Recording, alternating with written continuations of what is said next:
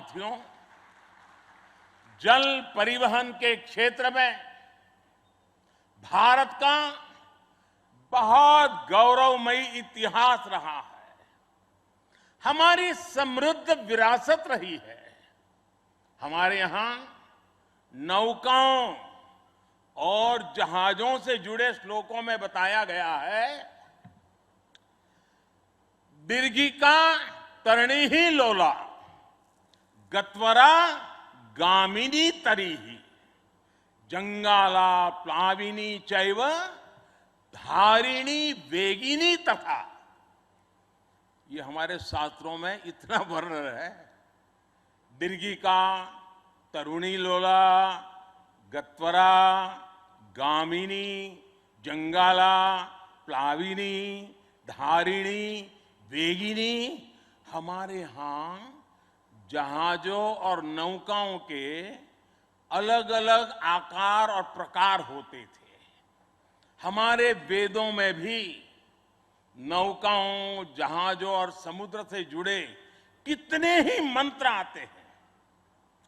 वैदिक काल से लेकर गुप्त काल और मौर्य काल तक भारत के समुद्री सामर्थ्य का डंका पूरे विश्व में बजता था।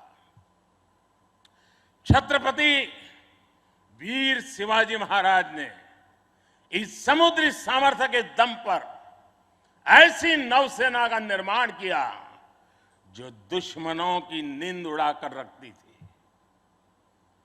जब अंग्रेज भारत आए तो वो भारतीय जहाजों और उनके जरिए होने वाले व्यापार की ताकत से घबराए रहते थे।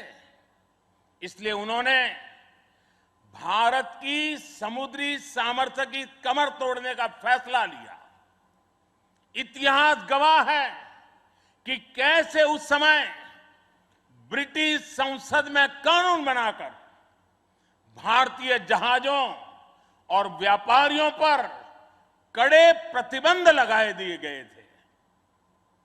भारत के पास प्रतिभा थी, अनुभव था, लेकिन हमारे लोग इस कुटिलता के लिए मानसिक रूप से तैयार नहीं थे।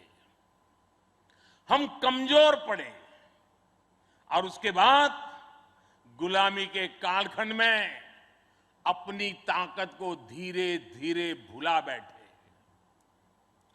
अब आजादी के अमृत काल में भारत अपनी उस खोई हुई शक्ति को वापस ला रहा है। उस ऊर्जा को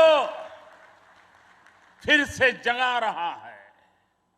साथियों, आज 2 सितंबर 2022 की ऐतिहासिक तारीख को इतिहास बदलने वाला एक और काम हुआ है।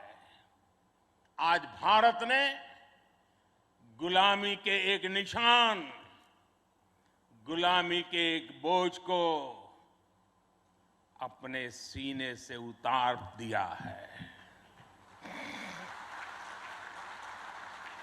आज से भारतीय नौसेना को एक नया ध्वज मिला है।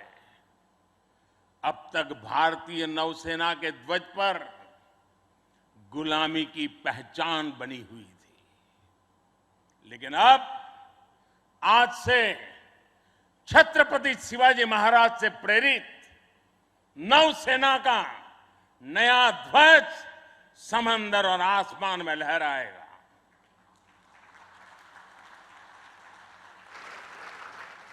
कभी रामधारी सिंह दिनकर जी ने अपनी कविता में लिखा था, नवीन सूर्य की नई प्रभा, नवीन सूर्य की नवीन प्रभा, नमो नमो नमो, नमो स्वतंत्र भारत की ध्वजा, नमो नमो नमो।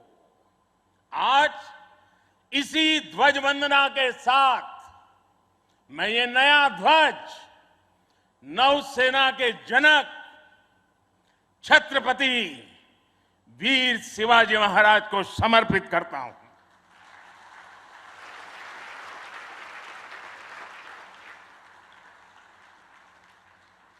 मुझे विश्वास है भारतीयता की भावना से ओतप्रोत ये नया ध्वज भारतीय नौसेना के आत्मबल और आत्मसम्मान को नई ऊर्जा देगा।